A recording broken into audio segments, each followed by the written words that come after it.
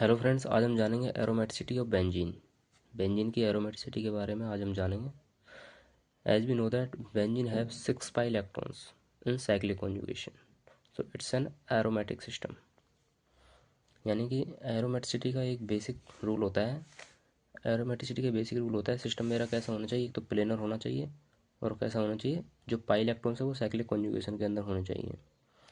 तो हम सिस्टम, और वो हमारा हकल रूल को फॉलो करना चाहिए, यानी 4n+2 पाई इलेक्ट्रॉन्स को फॉलो करना चाहिए।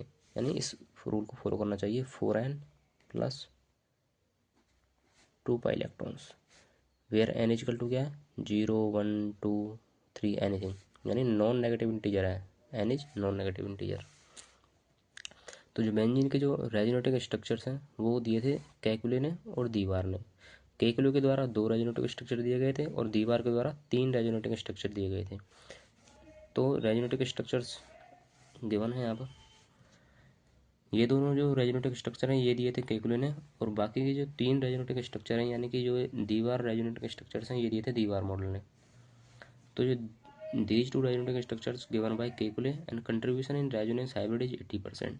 इन दोनों रेजोनेटिव स्ट्रक्चर्स का रेजोनेंस हाइब्रिड के अंदर कंट्रीब्यूशन है 80%, और इन तीनों रेजोनेंस हाइब्रिड रेजोनेटिव स्ट्रक्चर्स का कंट्रीब्यूशन है रेजोनेंस हाइब्रिड के अंदर 20%।